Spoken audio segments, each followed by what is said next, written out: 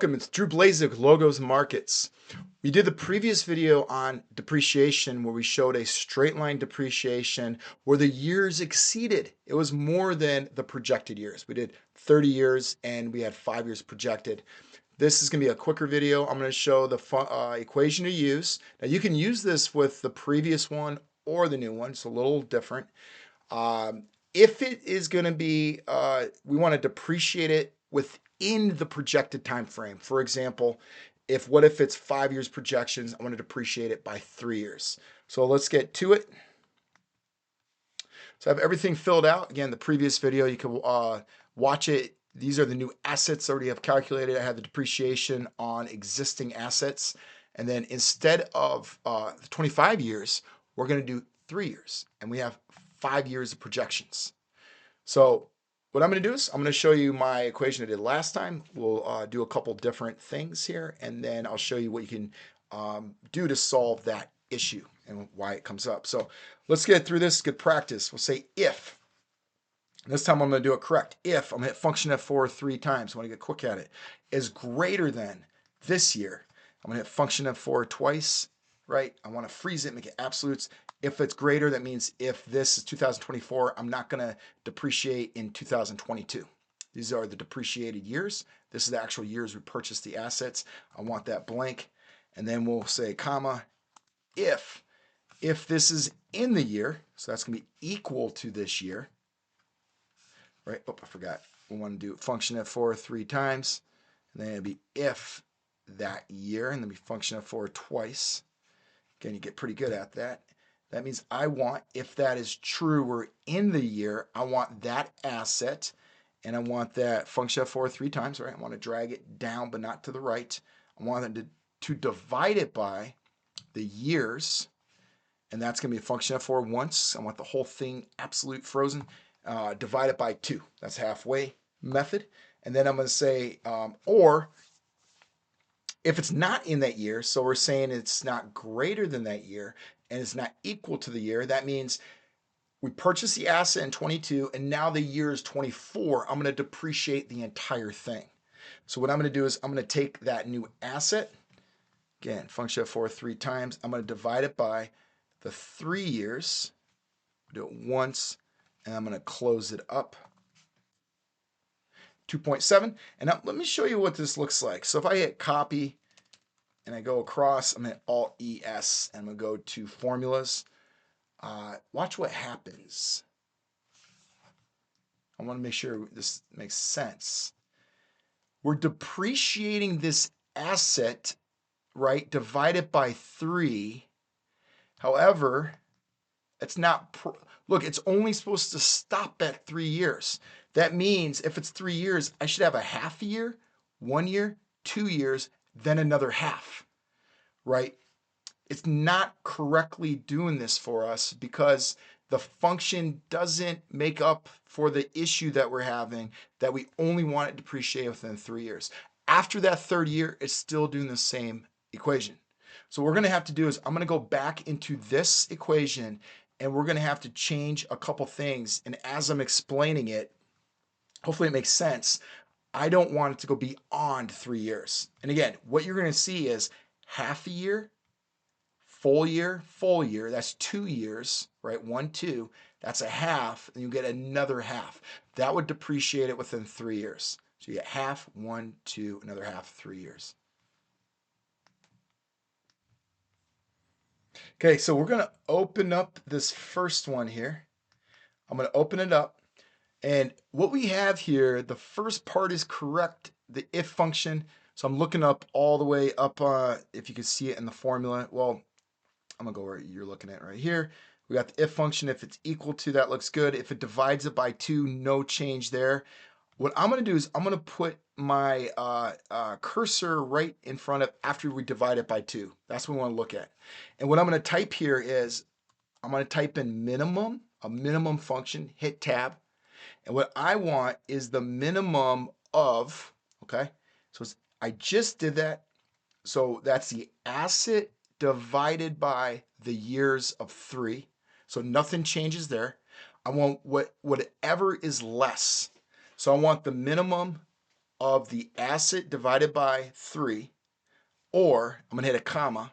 So remember what this is doing. And I'm going to take the asset, I'm going to select the asset again, and I'll do a little explaining after I do this. 1, 2, 3. We'll do it 3 times. So I'm taking the asset full, the full asset, 16 million, and I'm going to subtract. I'm subtracting out, and now what I'm doing is hitting the sum function. Like, this seems like a lot, but I think this should make sense. And what I'm going to do is I'm taking the sum function of, now, what cell am I in? Right? I'm in K230. So I want the sum of, and what I'm going to do is I'm going to hit J. Now, it's hard for me to see it right now. Well, I guess I could, oh, can't do that. I'm going to hit J. I'm hitting this one, the cell right before that, J230. So that's cell J230. And again, I'm going to hit function F4 3 times. Okay.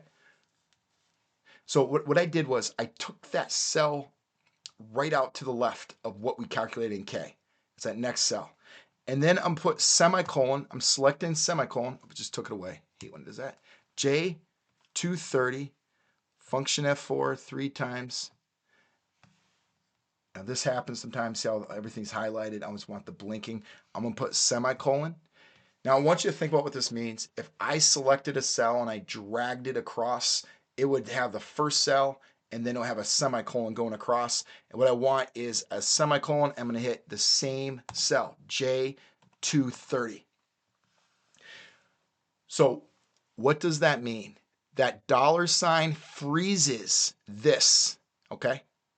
Well, first off, let's hit, I'm gonna hit that, and then I'm gonna open back up. So let's copy that. I'm gonna paste the entire team, Alt ES F. Look what it did. Oh, beautiful thing, beautiful thing. Now it works. Let's explain what's going on here. Everything is the same.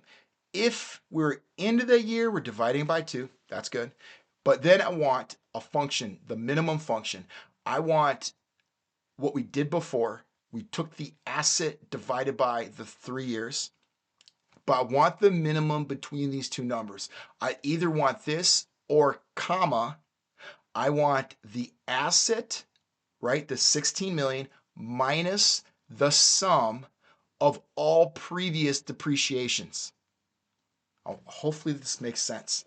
Of all previous depreciations. So we did the dollar sign, the J230, semicolon. So when I drag that across, let's pick this cell, for example.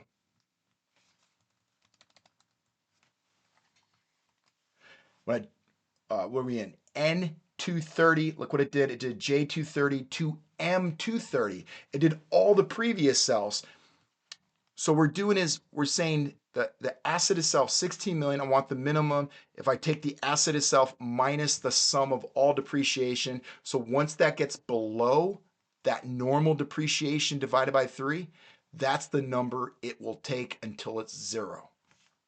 So that's what it did. And look what it did. It did it perfectly.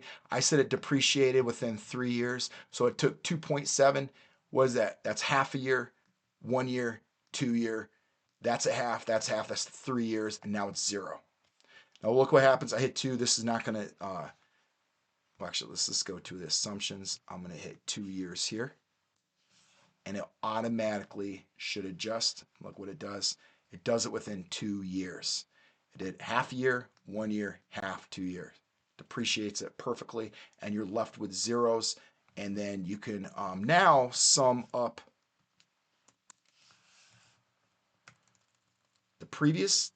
the existing assets and the current. Oh, what am I doing? And it's going to be correct. Okay, hopefully that makes sense. And what's nice about this technique, if you memorize this technique and it goes back to the 30 years, there's no impact. There's no impact at all. 30 years with no impact. So if you memorize this, this will help you out with the 30 years and also do the 3 years or the 2 years. So it's a great method. So hopefully, I'm going to explain it one more time. Hopefully this makes sense that we did everything the same. And now what we're saying is I want whatever's less. I want the asset divided by the years that we've done before, or I want the asset minus the sum of the depreciations. So what is it going to do? It's going to keep on depreciating until that is zero. It's taken that 16 million until we depreciated the entire thing, and then it'll show zero, and it's always going to take that number, so it perfectly does it. Okay, so that's we did two different depreciation models here. The last but not least, we're going to do the declining balance depreciation, which is based on a percentage. So check out the next video.